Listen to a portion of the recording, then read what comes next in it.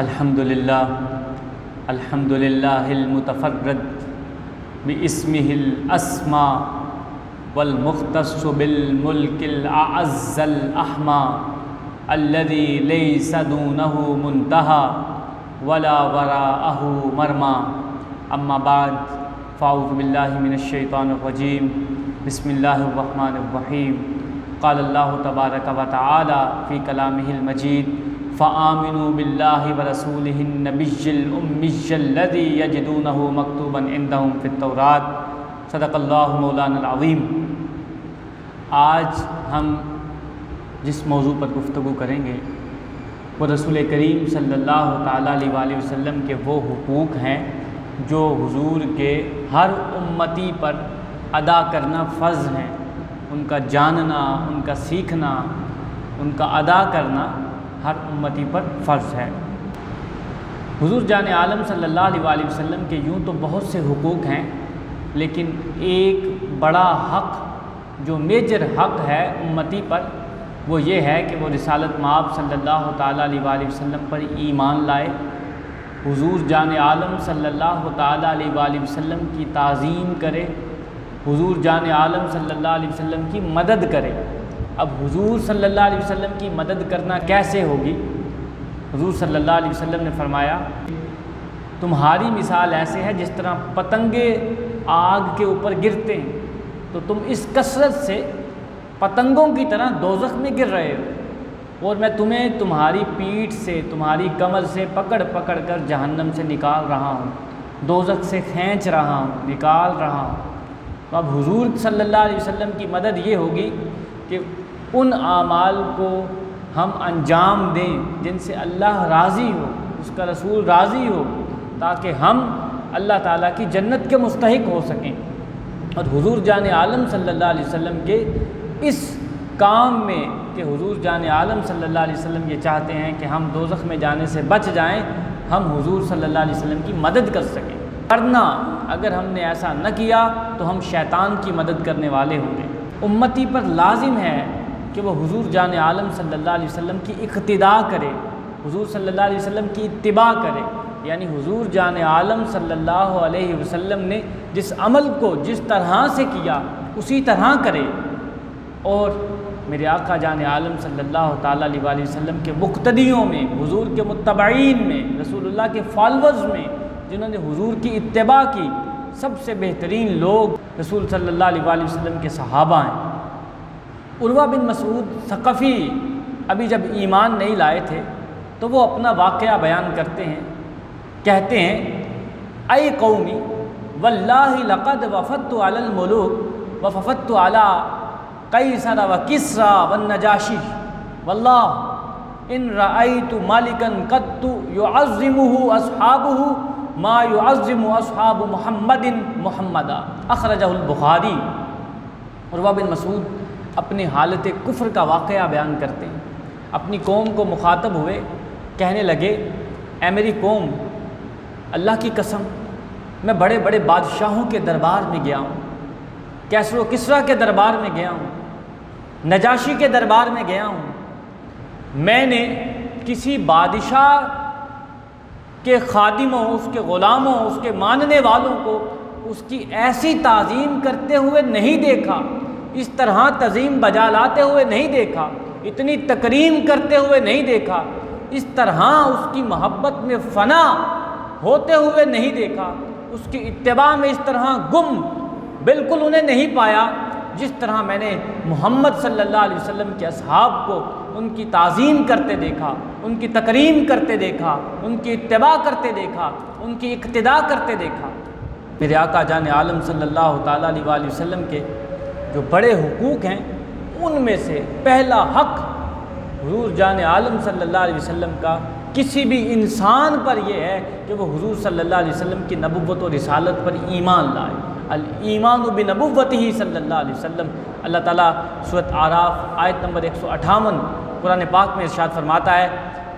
آمنوا باللہ ورسولہ النبی الامی الذی یؤمن باللہ وکلماتہ واتبعوہ لعلکم تہتدون۔ فرمایا ایمان لاؤ اللہ پر اور اس کے رسول پر، اور اس کا رسول کون ہے؟ وہ نبی جس نے کسی انسان سے نہیں پڑھا۔ وَاتَّبِعُوهُ لَعَلَّكُمْ تَهْتَدُونَ، اور فرمایا ان کی اتباع کرو، ان کی اقتداء کرو، ان کی پیروی کرو تاکہ تم ہدایت کو پا سکو، یعنی تم وہ راستے کو حاصل کر سکو، اس راستے پہ چل سکو جو صراط مستقیم ہے۔ اور صراط مستقیم کو کیوں حاصل کرنا ہے؟ کیونکہ صراط مستقیم ہی اللہ تک لے جاتا ہے۔ جو اللہ تک جاتا ہے وہی اللہ جل وعلا کے اس گھر میں داخل ہوتا ہے جسے اللہ دار السلام کہتا ہے۔ یاد رکھیے، کوئی بھی شخص اگر حضور جان عالم صلی اللہ تعالیٰ علیہ وآلہ وسلم پر ایمان لانے میں ذرہ برابر نقص کا، کمزوری کا مظاہرہ کرتا ہے تو وہ ہرگز مسلمان نہیں ہو سکتا۔ حضور صلی اللہ علیہ وسلم کا دوسرا بڑا حق جو کسی بھی امتی کے ذمہ پر ہے وہ یہ ہے کہ وہ میرے آقا جان عالم صلی اللہ علیہ وسلم کو خاتم النبی جانے، خاتم الانبیاء جانے۔ آتے رہے انبیاء کما قیل لہم والخاتم حقکم، کہ خاتم ہوئے تم۔ تمام انبیاء کرام علیہم السلام نفس نبوت میں برابر ہیں، اپنے فضائل و مناقب میں بہت اعلیٰ ہیں، لیکن یہ یقین رکھے کہ جو فضیلت خاتم النبیین ہونے کی صورت میں جناب رسول کریم صلی اللہ علیہ وسلم کو حاصل ہے وہ اللہ کے کسی نبی کو حاصل نہیں، وہ کسی رسول کو حاصل نہیں۔ اللہ تعالیٰ قرآن پاک سورۃ احزاب آیت نمبر 40 میں ارشاد فرماتا ہے ما کان محمد ابا احد من رجالکم ولکن رسول اللہ وخاتم النبیین وکان اللہ بکل شیء علیما، اور محمد تم میں سے کسی کے باپ نہیں، وہ تو اللہ کے رسول ہیں اور نبوت کو ختم کر دینے والے، مکمل کر دینے والے ہیں، اور اللہ تعالیٰ ہر چیز کا جاننے والا ہے۔ رسول کریم صلی اللہ تعالیٰ علیہ وسلم نے فرمایا، ابو داؤد و ابن ماجہ نے اس کو روایت کیا ہے کہ میرے بعد میری امت میں 30 جھوٹے دجال ہوں گے، 30 جھوٹے کذاب ہوں گے، اور وہ اس بات کا دعویٰ کریں گے کہ وہ نبی ہیں۔ کلہم یزعم انہ نبی، میرے آقا نے فرمایا وَأَنَا خَاتَمُ النَّبِيِّينَ لَا نَبِيَّ بَعْدِي، جبکہ نبوت مجھ پر ختم ہو گئی اور میرے بعد کوئی نبی نہیں ہے۔ مسلمانوں کا اجماع ہے جو شخص نبوت کا دعویٰ کرے وہ کافر ہے، وہ کاذب ہے، وہ مرتد ہے، اگر توبہ نہ کرے تو اسے قتل کر دیا جائے گا۔ حضور صلی اللہ تعالیٰ علیہ وآلہ وسلم کے حقوق میں سے ایک حق یہ ہے کہ حضور صلی اللہ علیہ وسلم کو معصوم جانے۔ میرے آقا جان عالم صلی اللہ تعالیٰ علیہ وآلہ وسلم کے متعلق اللہ تعالیٰ قرآن پاک میں ارشاد فرماتا ہے ائت بقرآن غیر ھذا او بدل قل ما یکون لی ان ابدلہ من تلقاء نفسی۔ اللہ تعالیٰ اپنے حبیب جان عالم صلی اللہ تعالیٰ علیہ وآلہ وسلم کی عصمت کو قرآن میں نقل کرتے ہوئے فرماتا ہے، جب کافروں نے یہ مطالبہ کیا کہ اس قرآن کی جگہ کوئی اور قرآن لے آئیں، اس میں تھوڑی سی تبدیلی کر دیں، امینڈمنٹ کر دیں، تو حضور جان عالم صلی اللہ علیہ وسلم نے فرمایا میں اتنی تو طاقت نہیں رکھتا، میری کیا قوت کہ میں اس قرآن میں تحریف کر سکوں، یہ تو اللہ کی طرف سے ہے، جیسا اس نے نازل کیا ہو بہو میں نے تمہارے سامنے رکھ دیا، تمہیں پڑھ کے سنا دیا، سمجھا دیا، سکھلا دیا۔ یقین رکھے کہ حضور صلی اللہ علیہ وسلم رسالت کی تبلیغ میں معصوم ہیں، یعنی حضور نے کوئی کمی نہیں کی، کوئی خطا نہیں کی۔ مسلمان کو یہ یقین رکھنا ہے کہ حضور صلی اللہ علیہ وسلم نے اسی طرح رسالت کا فریضہ سر انجام دیا، حضور جان عالم صلی اللہ علیہ وسلم نے حق تبلیغ رسالت ادا کر دیا۔ اللہ فرماتا ہے وما ینطق عن الہوی ان ہوا الا وحی یوحی، میرے حبیب تو جو بولتے ہیں وہ ہماری وحی سے بولتے ہیں، نہ کہ اپنی خواہش سے بولتے ہیں۔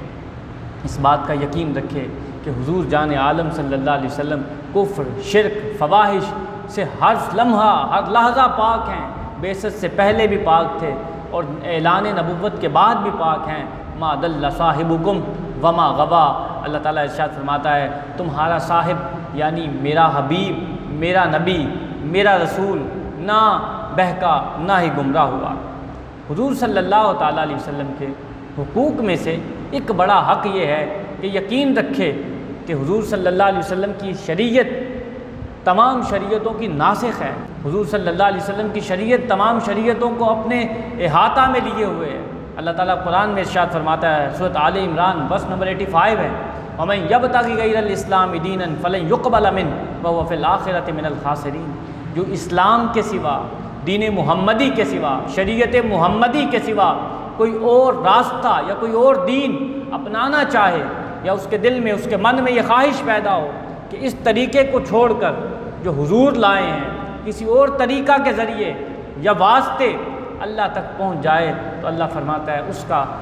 وہ راستہ جو حضور کی اتباع کو چھوڑ کے اس نے اختیار کیا ہرگز قبول نہ کیا جائے گا، وہ مردود ہے۔ اور وہ شخص جس نے محمد کی اتباع کو چھوڑا، حضور کی شریعت کو چھوڑا، وہ نقصان اٹھانے والا ہے۔ اور جس نے آج کے دن جب حضور کی شریعت آ گئی، مکمل ہو گئی، قرآن موجود ہے، رسول کریم صلی اللہ علیہ وسلم کی سیرت ہم میں موجود ہے، آج کے دن اگر کوئی یہ گمان بھی کرے کہ دین یہود یا دین نصرانیت وہ راہ نجات کا سبب ہے، تو وہ شخص کافر ہے۔ اگر توبہ نہ کرے تو اسے قتل کر دیا جائے گا۔ میرے آقا جان عالم صلی اللہ علیہ وسلم کے حقوق میں سے ایک حق یہ ہے کہ وہ یہ یقین رکھے کہ حضور صلی اللہ علیہ وسلم نے اپنی رسالت کو کما حق پہنچا دیا، جیسا کہ اللہ نے آپ کو پہنچانے کا حکم دیا تھا۔ امام مسلم اپنی مسلم میں راوی ہیں، میرے آقا جان عالم صلی اللہ علیہ وسلم نے اپنے صحابہ سے پوچھا، وَأَنْتُمْ تُسْأَلُونَ عَنِّي فَمَا أَنْتُمْ قَائِلُونَ، تم سے میری بابت سوال ہوگا، میرے متعلق پوچھا جائے گا۔ قَالُوا نَشْهَدُ أَنَّكَ قَدْ بَلَّغْتَ وَأَدَّيْتَ وَنَصَحْتَ،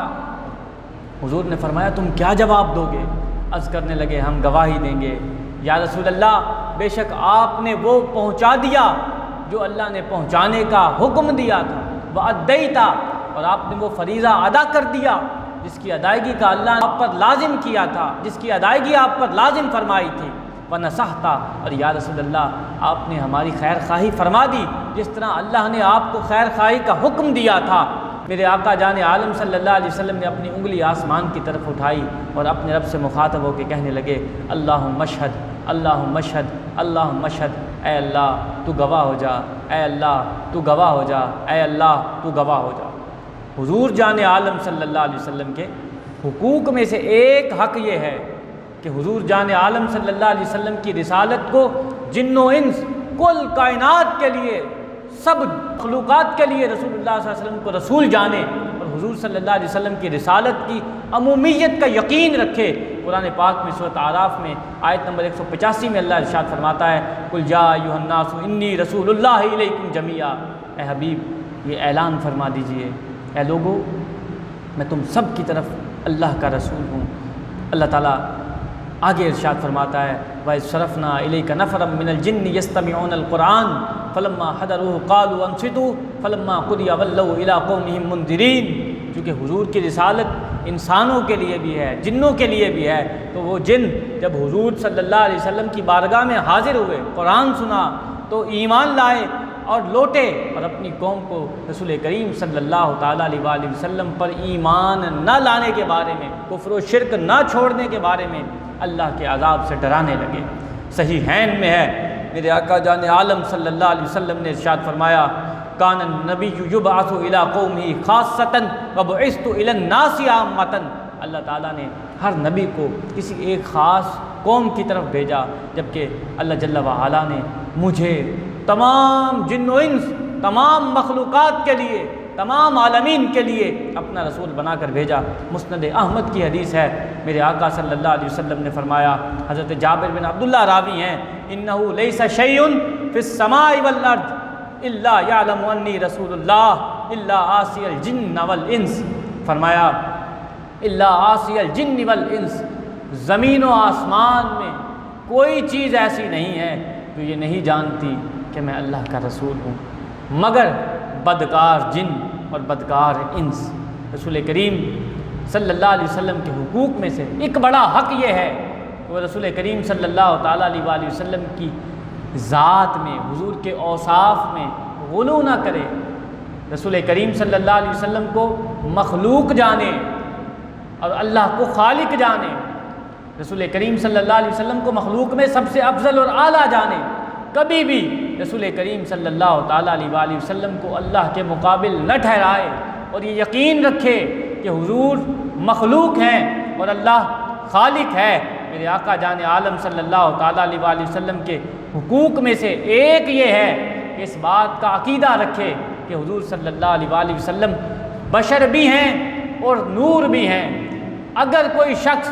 حضور صلی اللہ علیہ وسلم کے بشر ہونے کا انکار کرے تو وہ کافر ہو جائے گا۔ یقین رکھے کہ اللہ نے سب سے پہلے جسے اپنے نور سے پیدا کیا وہ نور محمدی صلی اللہ علیہ وسلم ہے، اور پھر نور محمدی علی صاحبہ الصلاۃ والتسلیم سے تمام انبیاء کرام علیہم السلام کو پیدا کیا۔ اور یقین رکھے کہ اللہ تعالیٰ نے اس کل کائنات کو رسول کریم صلی اللہ تعالیٰ علیہ وآلہ وسلم کی شان دکھلانے کے لیے، حضور صلی اللہ علیہ وسلم کی پہچان کروانے کے لیے کل کائنات کو تخلیق فرمایا۔ میرے آقا جان عالم صلی اللہ تعالیٰ علیہ وآلہ وسلم کے حقوق میں سے ایک بڑا حق یہ ہے، عالم الغیب فلا یظہر علی غیبہ احدا، کہ اللہ جل وعلا جو عالم الغیب ہے اس نے میرے آقا جان عالم صلی اللہ علیہ وسلم کو جتنا چاہا علم غیب عطا فرمایا ہے۔ اما ہوا علی الغیب بدنین، اور حضور غیب بتانے میں بخیل نہیں ہے۔ اور یقین رکھے کہ حضور جان عالم صلی اللہ تعالیٰ علیہ وآلہ وسلم اپنی قبر اقدس میں زندہ ہیں۔ کیوں؟ کیونکہ اللہ تعالیٰ نے زمین پر حرام کر دیا ہے کہ وہ انبیاء کے اجساد کو کھائے۔ فرمایا الانبیاء احیاء فی قبورہم، انبیاء اپنی قبروں میں زندہ ہیں۔ ان اللہ حرم علی الارض ان تأکل اجسادہم، اللہ نے زمین پر حرام کر دیا کہ انبیاء کے جسموں کو کھائے۔ میرے آقا جان عالم صلی اللہ علیہ وسلم کے حقوق میں سے ایک بڑا حق یہ ہے کہ حضور صلی اللہ علیہ وسلم کی محبت کو اپنی جان، مال، آل، اولاد سب سے مقدم رکھے۔ مسلم کی حدیث ہے، رسول اللہ صلی اللہ علیہ وسلم نے فرمایا لا یؤمن عبد حتی اکون احب الیہ من اہلہ ومالہ والناس اجمعین، تم میں سے کوئی اس وقت تک مومن نہیں ہو سکتا جب تک وہ اپنی جان، مال، اہل سب سے زیادہ مجھ سے محبت نہ کرے۔ ایک دن حضرت عمر رضی اللہ تعالیٰ عنہ عرض کرنے لگے یا رسول اللہ، آقا میں آپ سے بہت محبت کرتا ہوں، آپ مجھے عزیز تر ہیں سوائے میری جان کے۔ میرے آقا صلی اللہ علیہ وسلم نے جب یہ الفاظ سنے، حضور نے فرمایا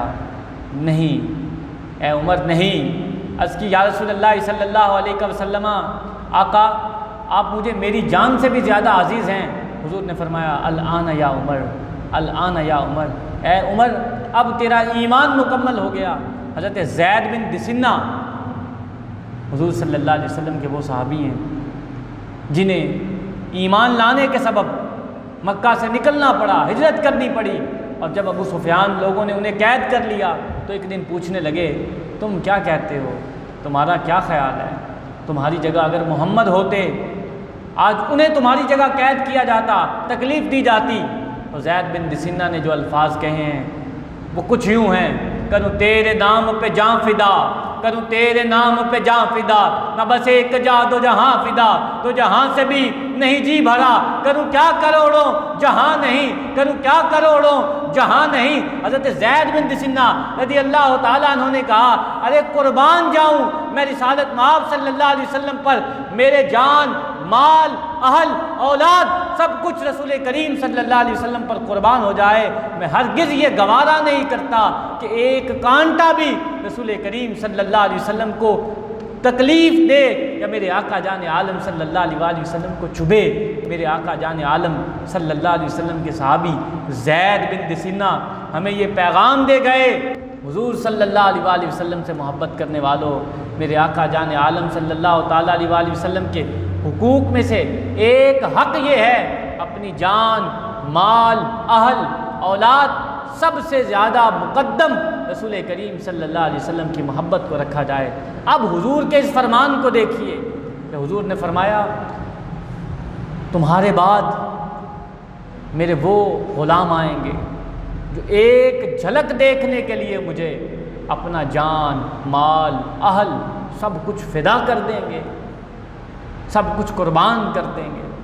اچھا یہ حضور کنہیں فرما رہے ہیں؟ یہ حضور زید بن دسنہ کو فرما رہے ہیں۔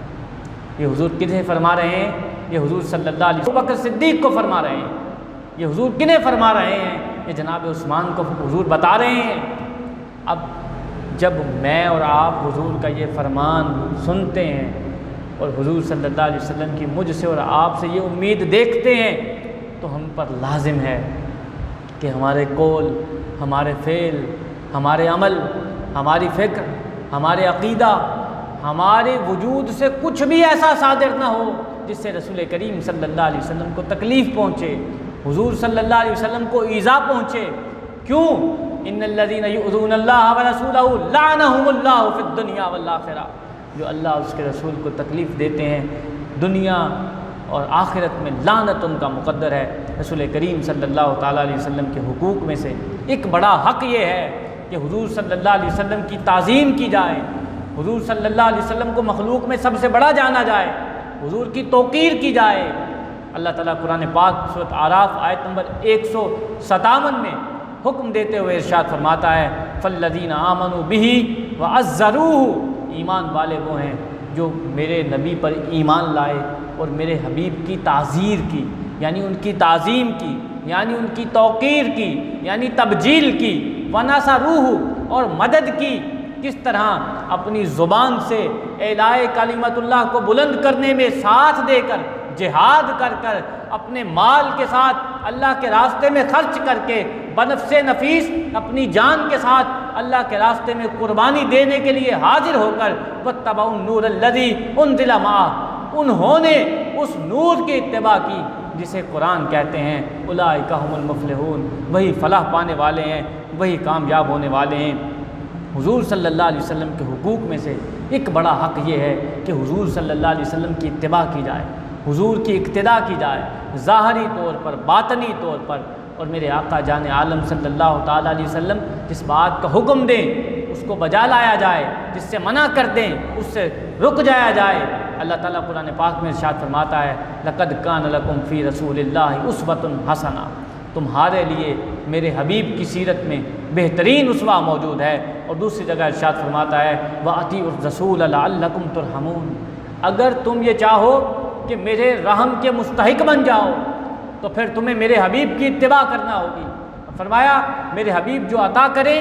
اسے لے لو، جس سے منع کرے اس سے رک جاؤ۔ وَمَا آتَاكُمُ الرَّسُولُ فَخُذُوهُ وَمَا نَهَاكُمْ عَنْهُ فَانْتَهُوا، حضور کے حقوق میں سے ایک بڑا حق یہ ہے کہ حضور پر بہتان نہ باندھے، اللہ سے ڈرے۔ حضور نے فرمایا، بخاری و مسلم کی حدیث ہے من کذب علی متعمدا فلیتبوأ مقعدہ من النار، جس نے مجھ پر جھوٹ باندھا، بہتان باندھا، اسے چاہیے کہ اپنا ٹھکانہ دوزخ کو بنائے۔ حضور صلی اللہ علیہ وسلم کے حقوق میں سے ایک بڑا حق یہ ہے کہ حضور صلی اللہ علیہ وسلم کی آل، حضور کی ازواج، حضور کی اولاد کی تعظیم کرے، ان سے محبت رکھے۔ حضور نے فرمایا، مسلم نے اس کو روایت کیا، اذکرکم اللہ فی اہل بیتی، میں تمہیں اپنے اہل بیت کے معاملے میں اللہ سے ڈراتا ہوں۔ حضور صلی اللہ علیہ وسلم کی تعظیم اور حضور کے حقوق میں سے ایک بڑا حق یہ ہے کہ رسول کریم صلی اللہ علیہ وسلم کے صحابہ کی تعظیم کرے اور یہ یقین رکھے کہ وہ مخلوق میں افضل ہیں۔ اور میرے آقا جان عالم صلی اللہ علیہ وسلم نے فرمایا، بخاری اور مسلم نے روایت کیا، لا تسبوا اصحابی لا تسبوا اصحابی فوالذی نفسی بیدہ لو ان احدکم انفق مثل احد ذہبا ما ادرک مد احدہم ولا نصیفہ۔ فرمایا میرے صحابہ کو گالی نہ دو، میرے صحابہ کو برا بھلا مت کہو، اللہ کی قسم جس کے قبضے میں میری جان ہے، تمہارا بہت پہاڑ جتنا سونا خرچ کر دینا اور میرے صحابی کا نصف سا مد خرچ کرنا دونوں اجر میں برابر نہیں ہو سکتے۔ حضور صلی اللہ علیہ وسلم کے حقوق میں سے ایک بڑا حق یہ ہے کہ حضور صلی اللہ علیہ وسلم کی سنت کو اپنے معاملات میں حاکم جانے۔ میرے آقا جان عالم صلی اللہ علیہ وسلم نے جس طرح سے معاملات طے فرمائے اسی طرح سے معاملات کو طے کرے۔ اب ابدی وقار ان حقوق کو جاننے کے فائدے کیا ہوں گے؟ سب سے پہلا فائدہ حقوق النبی کو جاننے کا یہ ہوگا کہ انسان کو ہدایت حقیقی نصیب ہوگی۔ اللہ تعالیٰ خود ارشاد فرماتا ہے وَاتَّبِعُوهُ لَعَلَّكُمْ تَهْتَدُونَ، اگر ہدایت پانا چاہتے ہو تو میرے حبیب کی اتباع کرو۔ دوسرا بڑا فائدہ یہ ہوگا کہ جو حضور کی اتباع کرے گا، حضور کی اطاعت کرے گا، جو سیرت کو اپنا اوڑھنا بچھونا بنا لے گا، اللہ جل وعلا کا محبوب بن جائے گا۔ اللہ تعالیٰ قرآن میں ارشاد فرماتا ہے فَاتَّبِعُونِی یُحْبِبْکُمُ اللّہ، تم میرے حبیب کی اتباع کرو، وہ تمہیں اپنا محبوب بنا لے گا۔ تیسرا بڑا فائدہ یہ ہوگا کہ دنیا اور آخرت میں کامیابی اور کامرانی آپ کا مقدر ہوگی۔ چوتھا فائدہ یہ ہوگا کہ حلاوت ایمان نصیب ہوگی، اطمینان قلب نصیب ہوگا، انسان سعید ہو جائے گا۔ پانچواں فائدہ یہ ہوگا کل بروز قیامت جنت میں رسول کریم صلی اللہ علیہ وسلم کی سنگت نصیب ہوگی، حضور کا ساتھ نصیب ہوگا۔